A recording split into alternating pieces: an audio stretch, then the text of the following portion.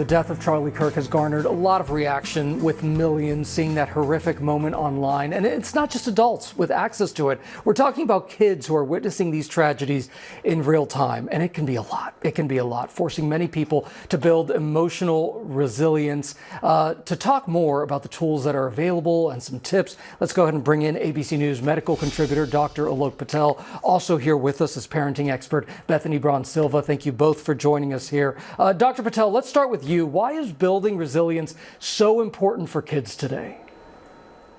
Gio, it's so incredibly important because kids are not able to really separate or escape from all the traumas that the world is basically showing upon us. Even young children can run into these graphic images of violence. The Charlie Kirk video, for example, was shared millions of times immediately, as were the mass shooting stories about school shootings, the stabbing of the Ukrainian refugee. I mean, it's everywhere. And what resilience really comes down to is helping children find a balance between these internal predispositions they have, these internal feelings that they may have, the preparation, and these external forces in the world, and helping them with feeling labeling, with coping, with building these tools sets them up for a better life. I will quote Bruce Lee when I say, do not pray for an easy life, pray for the strength to endure a difficult one. And that's what we're doing. Yeah, and it's just so important. Bethany's also here. And Bethany, we were talking right before this segment because your 13-year-old came home and he actually told you he saw the video before you could do anything about it.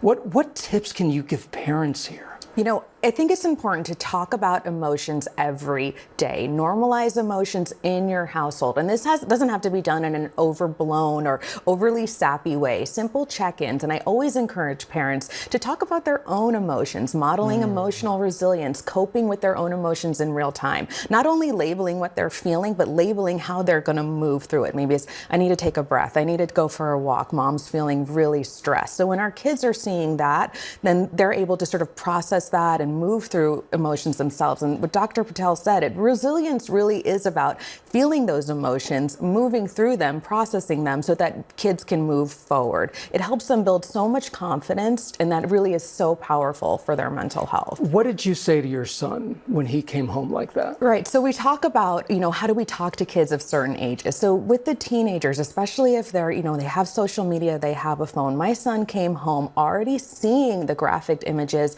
and really talking about it with his peer group. So it really is less about shielding them and then, of course, having those conversations. So with teens, it's about how does this make you feel? Why do you think your friends were so worked up? In my case, my son's friends, they were very energized about it, not really having an opinion one way or the other. So it's really coming from a place of curiosity, understanding why kids are wanting to, really engage with it and why. And then that after part, how does it make them feel and how are we going to move through it together as a family? And I think it's probably there's a lot of fear that you don't quite understand what to do with or how to handle it, because that's an image that perhaps you're used to seeing in a movie and not necessarily in real life on your phone. Dr. Patel, this study here, this was a 2023 CDC report, found that 4 out of 10 U.S. high school students had constant feelings of sadness or hopelessness, and 2 out of 10 U.S. high school students considered suicide. These numbers are just so tragic. How can pediatricians and school nurses or anyone that's helping these kids out, how can they help them with this staggering number?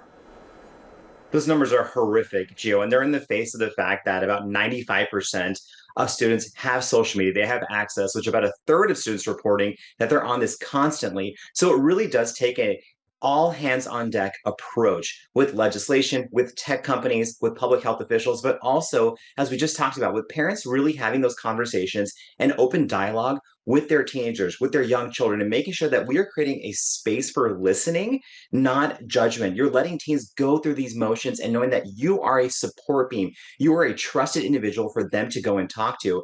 And one thing I want to add, as we're talking about all this, it's important for parents, for guardians, to also make sure that you yourself are in a good place. Gio, as they say in airplane safety videos, put your own oxygen mask first. Make sure that you are checking out where you are. And this may sound counterintuitive, but sometimes stepping away from all the stressors, exercising that parasympathetic, that rest and relax center of your brain will help you process what's going on. We can also teach children the exact same thing, to take breaks away from all the noise, go outside, do something creative, do something constructive that will help them process those emotions and talk to someone when they need it. I wish we could say that this was a one-off thing and we didn't need to worry about it, but I think these are tips that every parent needs right now, no matter what. Bethany Braun-Silva, thank you so much. Dr. Patel, we appreciate you.